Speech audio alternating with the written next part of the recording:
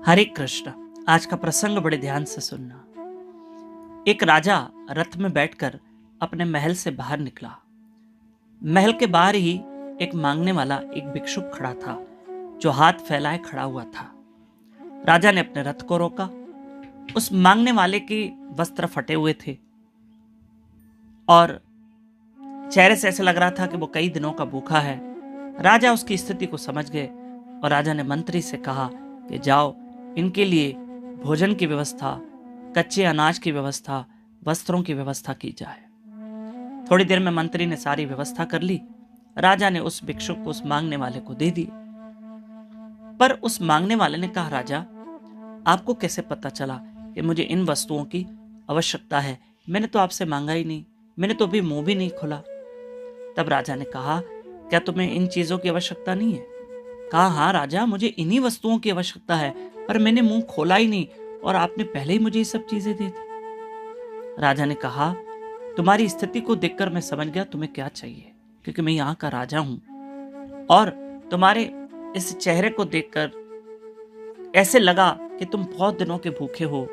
तुम्हारे मुंह को देखकर लगा कि तुम बहुत दिनों के भूखे हो, तुम्हें वस्त्रों की जरूरत है, अनाज की जरूरत है, इसलिए मैंने तुम्हारी ये सारी सेवा की। प्रिय बंधुओं, छोटा सा दृष्टांत था। पता है क्या सीखना है?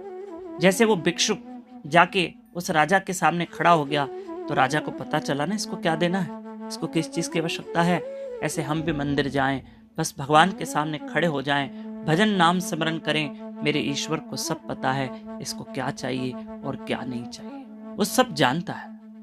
जब राजा जान सकता है किसी की स्थिति को देखकर, तो परमात्मा को भी पता है, मेरे मुरली वाले को पता है। बस आप उसके गुण गाओ, उसका भजन करो, उसका नाम सिमरन करो, उसे सब पता है कि हमें क्या चाहिए और किस वक्त कौन सी चीज की जरूरत है, ये उसको सब पता है।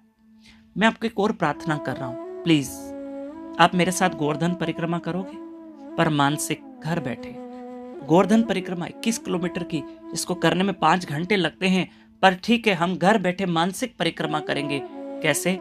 मेरे साथ 7 अगस्त से लेकर 11 अगस्त तक मेरे साथ सुबह डेली 4:30 से 5:30 बजे ब्रह्म मुहूर्त में उठकर मेरे साथ जप भी कीजिए। गोवर्धन भगवान की महिमा सुनी और उनके इर्द गिर्द जितने पवित्र स्थान हैं जो परिक्रमा मार्ग पे आते हैं, उन स्थानों की महिमा सुनिए। Only on YouTube channel Damodar Das पे लाइव रहकर। हमारे यूट्यूब चैनल दामोदर दास को जरूर सब्सक्राइब करना, ये कथा आगे भेजना और नए भक्त हमारे साथ जुड़ सकते हैं इस नंबर पे, व्हाट्सएप पे 7066728666। इसी नंबर पे अपना और अपने शहर का नाम व्हाट्सएप पे लिख के भेजिए।